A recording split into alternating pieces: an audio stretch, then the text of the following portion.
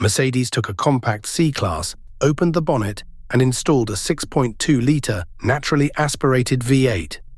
It made 600 Newton-meters of torque. It sent all of it to the rear wheels, and those rear tires were only 255 millimeters wide. This was not a carefully balanced sports sedan trying to imitate a racing car. It was an AMG engine looking for somewhere to happen. The W204 C63 was loud, imperfect, expensive to feed, and completely unforgettable. And Mercedes will almost certainly never build another C-Class like it. When the W204 generation C-Class arrived, its rivals were entering a golden age. BMW had given the M3 a high-revving 4-litre V8. Audi's RS4 had already made a naturally aspirated V8, and all-wheel drive feel like a precision instrument. Mercedes AMG answered with displacement. Not a supercharger, not turbochargers, not a complicated hybrid boost system. The M156 was a 6,208 cubic centimeter, 90-degree V8 developed by AMG. In the original C63 Saloon, it produced 457 metric horsepower at 6,800 RPM, with 600 Newton-meters arriving at 5,000. The numbers were serious. The packaging was the joke. This engine family also powered much larger AMG models. In the C-Class, it sat inside a car only 4.7 meters long. Mercedes listed the early Saloon at 1,795 kilograms, so this was no lightweight special. But the engine did not need a light body to feel urgent. It had torque everywhere, then kept pulling toward the top of the rev range without waiting for boost. The result was 0 to 100 kilometers per hour in 4.5 seconds and an electronically limited top speed of 250. With the driver's package, the limiter moved to 280. On paper, those numbers now look merely fast. The way the car produced them is the part that has aged into legend. AMG did not simply drop the M156 into a standard C-Class and hope. The car received an AMG-specific front axle, wider tracks, reinforced suspension hardware, larger perforated brakes, quicker steering, and 3-stage stability control. The front tires measured 235 millimeters across. The rears were only 20 millimeters wider. That stagger tells you something important. AMG gave the front end enough authority to place a heavy V8 accurately, while leaving the rear axle with a very honest relationship to 600 Newton-meters. The early car used AMG's 7-speed SpeedShift Plus automatic with a torque converter. It was not the sharpest gearbox of its era, but it suited the contradiction.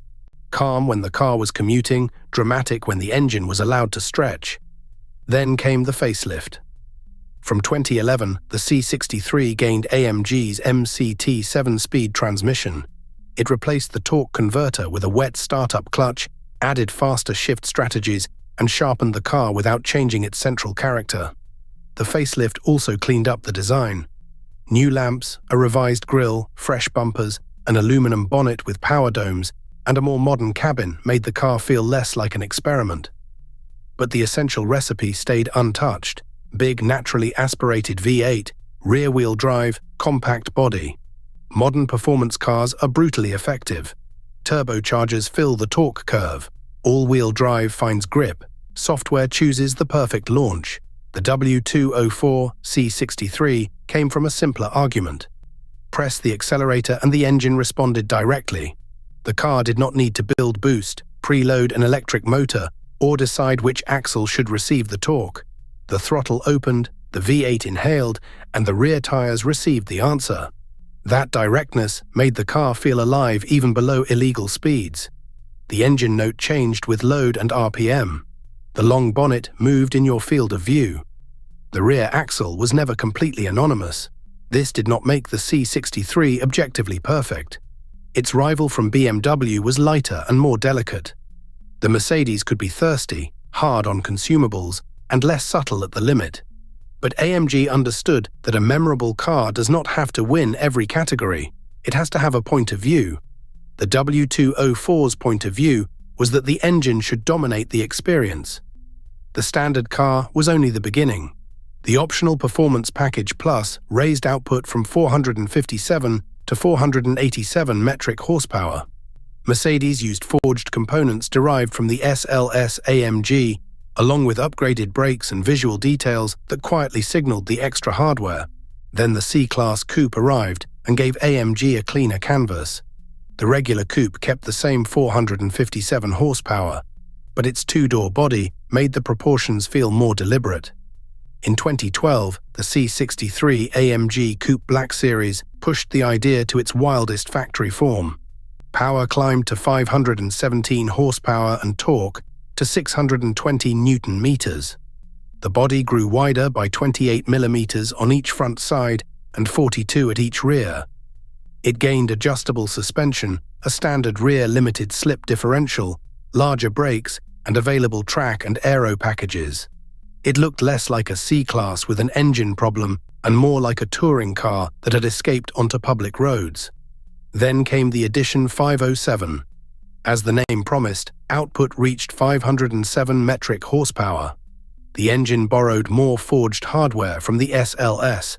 The bonnet received distinctive vents, and 0 to 100 fell to 4.2 seconds. It was not as extreme as the Black Series, which made it easier to use, but it carried almost the same sense of occasion. The progression tells the whole story. 457, 487, 507, 517.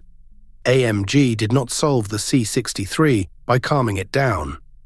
AMG kept giving the idea more room. Legendary does not mean carefree. The most important early engine concern should be described precisely. Mercedes issued Service Bulletin LI 01.30 P051567 for certain M156 engines up to the listed serial threshold ending in 060658. The bulletin addressed complaints including a check engine light, low coolant warning, misfire, rough running, or stalling. It identified broken cylinder head bolts as a possible cause, allowing coolant into the engine oil or combustion chamber. The remedy included removing the cylinder heads, checking piston deck height, replacing the head bolts and hydraulic tappets, then changing the fluids. That does not mean every early M156 will fail. It means a serious buyer should verify the engine number, service history, coolant behavior, and whether relevant work has been documented. A specialist pre-purchase inspection matters more than internet folklore. The ordinary running costs also deserve respect. Mercedes listed the early saloon at 13.4 litres per 100 kilometers on the period combined cycle, with a 66-litre fuel tank. The engine takes 8.5 litres of oil with a filter change. The car uses staggered performance tyres and large AMG brakes. None of those facts make the W204 a bad buy. They make it a car that should be purchased according to condition and history, not simply the lowest advertised price. The dangerous version of this story is not the C63 itself. It is a neglected C63 bought with no repair reserve because the purchase price looked temptingly ordinary. The market now separates the versions very clearly. When checked in July 2026, Classic.com's benchmark for the regular W204 C63 Saloon was about $26,800. The regular C204 Coupe benchmark was just over $32,000. The Edition 507 Coupe sat around $50,800. And the Black Series, roughly $132,000. Those are broad market benchmarks, not prices for a specific car. Mileage, specification, service history, modifications, and condition can move an individual example dramatically. But the gap is meaningful. Collectors are not only paying for more horsepower, they are paying for concentration. The special versions contain more of the qualities people now associate with this era: naturally aspirated response, rear-drive attitude, visible mechanical excess, and a close connection to AMG's larger engines and the SLS. The standard car still carries the same basic story at a far lower price. That is why good documented examples deserve attention before the market treats every unmodified one as a collectible. The W204 C63 belongs to a brief moment when displacement could still be the answer to a compact performance car question. The C63 generations that followed became faster, more efficient, and far more sophisticated. Turbocharging brought a huge wave of torque. Electronics made the performance easier to deploy. The later W206 C63 took the concept into a completely different engineering world with a 2-liter 4-cylinder electrified powertrain. That newer car can produce extraordinary system output. But output is not identity. The W204's identity came from a mismatch that somehow worked. An engine sized for a much larger car, a compact executive body, rear-wheel drive, and just enough electronic supervision to keep the arrangement usable. Recreating it today would not simply mean fitting another V8. It would mean accepting the fuel use, emissions, noise, packaging, and commercial logic of a 6.2-liter, naturally aspirated engine in the smallest AMG sedan. That moment has passed, which is exactly why the car matters more now. The W204 C63 was not the most precise car in its class. It was not the cheapest to run, the lightest, or the easiest to exploit. It was better than that.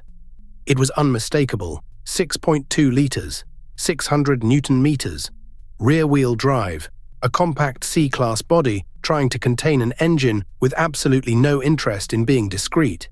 That is why the W204 C63 is still legendary, and that is why Mercedes will never build another one quite like it. For more researched car stories, engine legends, and buyer warnings, subscribe to Speed TV 21. And tell us in the comments, Standard Saloon, Edition 507, or Black Series.